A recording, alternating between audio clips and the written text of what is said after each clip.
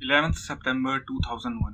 अगर इस दिन को अमेरिका की हिस्ट्री का सबसे डार्केस्ट डे कहा जाए तो इसमें कुछ भी गलत नहीं होगा। एक ऐसा दिन जिसका इम्पैक्ट आज भी दुनिया पर देखा जा सकता है। अमेरिका की सबसे आइकॉनिक बिल्डिंग्स पर 2 प्लेन क्रैश हुए।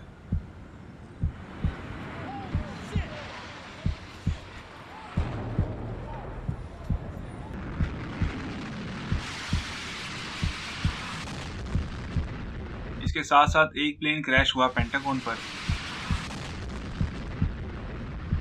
और एक प्लेन जो व्हाइट हाउस की तरफ जा रहा था पेंसिल्वेनिया की फील्ड्स में क्रैश कर गया। अमेरिका के लोग डरे हुए थे और जब इन्वेस्टिगेट किया गया तो पता चला इस सब के पीछे उसामा बिन लादेन है। इस सब के जवाब में अमेरिका ने अफगानिस्तान और इराक पर हमला कर दिया। लेकिन कहानी यहाँ खत्म नहीं होती।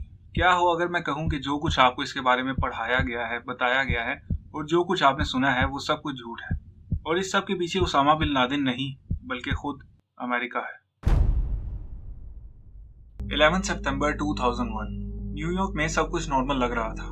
लोग अपने ऑफिस में जा रहे थे और आसमान भी बिल्कुल साफ था। लेकिन फिर अचानक एक पैसेंजर प्लेन जिसमें 92 लोग थे अमेरिका की सबसे iconic buildings the twin tower के नॉर्थ टावर से टकरा गया। हर कोई शॉक में था। पूरी दुनिया के न्यूज चैनल्स इस न्यूज को कवर कर रहे थे। लोगों को लगा कि ये कोई एक्सीडेंट है, किसी टेक्निकल इश्यू की वजह से ये प्लेन यहाँ क्रैश हो गया। लेकिन जब लोग ये सब कुछ सोच रहे थे तभी 17 मिनट बाद एक और प्लेन आया और साउथ टावर में क्रैश कर गया। दूसरे क्रैश को सबने लाइव देखा था और सबको क्लियर हो गया था कि ये कोई एक्सीडेंट नहीं बल्कि एक टेररिस्ट अटैक है। लेकिन अभी खतरा खत्म नहीं हुआ था। अभी भी 2 प्लेन मिसिंग थे, जिनमें से एक प्लेन पेंटागन में क्रैश हुआ जो कि अमेरिका के डिफेंस डिपार्टमेंट का हेडक्वार्टर्स था और आखिरी प्लेन जो व्हाइट हाउस की तरफ जा रहा था पेंसिल्वेनिया की फील्ड्स में क्रैश कर गया। पूरे अमेरिका के लोग डरे हुए थे और दोनों ट्विन टावर्स जल रहे थे। लेकिन अचानक 2 घंटे बाद पहले नॉर्थ टावर और फिर साउथ टावर कोलैप्स कर गए। Towers, a huge explosion now raining debris on all of us. We better get out of the way.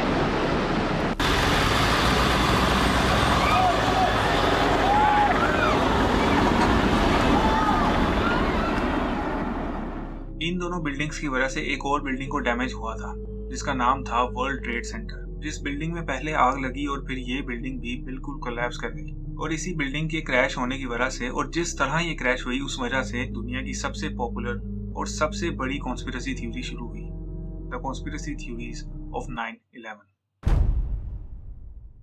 सबसे बड़ी और सबसे पहली थ्योरी ये है कि दोनों ट्विन टावर्स खुद कोलैप्स नहीं हुए थे बल्कि इन्हें डिमोलिश किया गया था। डेमोलिशन एक ऐसा प्रोसेस है जिसमें पुरानी बिल्डिंग्स के अंदर इस तरह बॉम्ब्स लगाए जाते हैं कि वो बिल्कुल कंट्रोल्ड वे में क्रैश कर जाएं और बाकी बिल्डिंग्स को कोई नुकसान ना हो। पहले अमेरिका की ऑफिशियल रिपोर्ट से जानते हैं कि उनका क्या कहना है। गवर्नमेंट ये कहती है कि जब प्लेन क्रैश हुआ उसकी वजह से बिल्डिंग को काफी नुकसान हुआ था और जब उस प्लेन का फ्यूल पूरी बिल्डिंग में फैल गया उसकी वजह से बिल्डिंग और भी कमजोर हो गई और क्रैश हो गई। अब यहाँ इस स्टोरी में काफी ज्यादा गलतियां हैं। सबसे पहली ये है कि जैसे ही वो प्लेन क्रैश हुआ था एक बहुत बड़ा धमाका हुआ था जिसमें पूरे जेट फ्यूल को जल जाना चाहिए था। लेकिन अगर मान भी लें कि फ्यूल पूरी बिल्डिंग में फैल गया था तो क्या सिर्फ एक प्लेन के फ्यूल से जो कि काफी ज्यादा इस्तेमाल हो गया था इतनी बड़ी बिल्डिंग का स्ट्रक्चर खराब हो सकता है? और अगर मान भी लिया जाए कि बिल्डिंग वीक हो गई थी तो वो किसी और बिल्डिंग के ऊपर भी गिर सकती थी या टिल्ट हो सकती थी।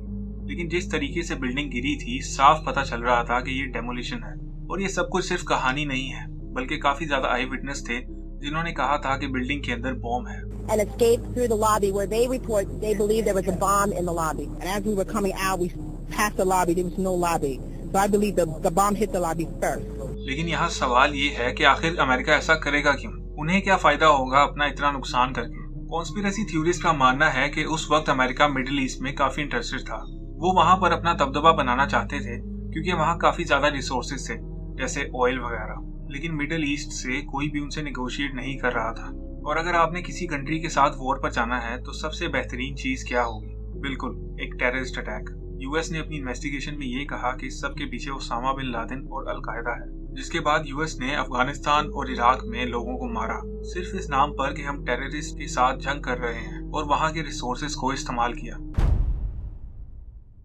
अब दूसरी थ्योरी की बात करते हैं। आपको याद होगा कि ट्विन टावर के कोलैप्स की वजह से एक और बिल्डिंग भी डैमेज हुई थी जिसका नाम था वर्ल्ड ट्रेड सेंटर 7। इसी बिल्डिंग की वजह से सबसे बड़ी कॉन्स्पिरेसी थ्योरी स्टार्ट हुई थी। लोगों ने सवाल उठाने शुरू कर दिए आखिर ये किस तरह गिरी थी।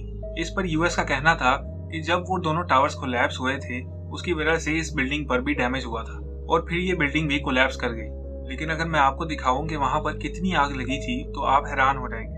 ये है पिक्चर वर्ल्ड ट्रेड सेंटर की और इतनी सी आग की वजह से कहा जाता है कि पूरी बिल्डिंग कोलैप्स कर गई थी। अगर इस बिल्डिंग को सच में डैमेज हुआ था तो सिर्फ उसी पार्ट में कोई इफेक्ट नजर आता, लेकिन जैसा हमने वीडियो में देखा कि पूरी की पूरी बिल्डिंग कुछ ही सेकंड्स में जमीन के साथ जाकर मिल गई। अब यहाँ ये सवाल आता है कि सिर्फ अगर जंग शुरू करनी थी तो ट्विन टावर्स काफी थे, तो वर्ल्ड ट्रेड सेंटर में आखिर ऐसा क्या था? इस सब के लिए हमें सिर्फ एक दिन पीछे जाना होगा, 10 सितंबर 2001, क्योंकि इस दिन अमेरिका के डिफेंस सेक्रेटरी ने टीवी पर आकर कहा था कि पेंटागन के 2.3 ट्रिलियन के ट्रांजैक्शंस ऐसे हैं जिनका कोई भी रिकॉर्ड नहीं है। 2.3 ट्रिलियन डॉलर्स, और वो भी 2001 में, और ये सारा पैसा था टैक्स पेयर्स का, जिसका कोई भी रिकॉर्ड नहीं था। यानी यहाँ पर बहुत बड़े लेवल पर करप्शन की गई थी। अगर ये सब कुछ बाहर आता तो पूरी दुनिया में यूएस को शर्मिंदा होना पड़ता, सब लोग सड़कों पर आ जाते और गवर्नमेंट को इस सब का जवाब देना पड़ता। और कॉन्स्पिरेसी थ्योरिस्ट का कहना है कि इसी वजह से वर्ल्ड ट्रेड सेंटर को भी इसका टारगेट बनाया गया था, क्योंकि वर्ल्ड ट्रेड सेंटर के अंदर अमेरिका के काफी ज्यादा इंपॉर्टेंट ऑफिस थे, जैसे कि CIA, IRS और काफी ज्यादा सीक्रेट सर्विसेज के।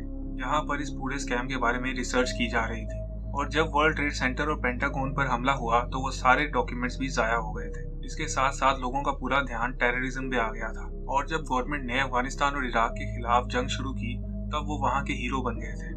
इससे यूएस को 2 फायदे हुए, उन्होंने अपनी इमेज को भी क्लीन कर लिया और इसके साथ साथ मिडिल ईस्ट के साथ जंग भी शुरू कर ली। आपको ये सब कुछ काफी अनरियलिस्टिक लग रहा होगा कि आखिर कोई गवर्नमेंट ऐसा कैसे कर सकती है, और हो सकता है उन्होंने ये सब कुछ ना किया हो सकता है जो कुछ मैंने आपको बताया वो सब कुछ झूठ हो, लेकिन ये सब कुछ सच भी हो सकता है। तो अब ये कम्प्लीटली आप पर है कि क्या आप इस पर यकीन करना चाहते हैं या नहीं।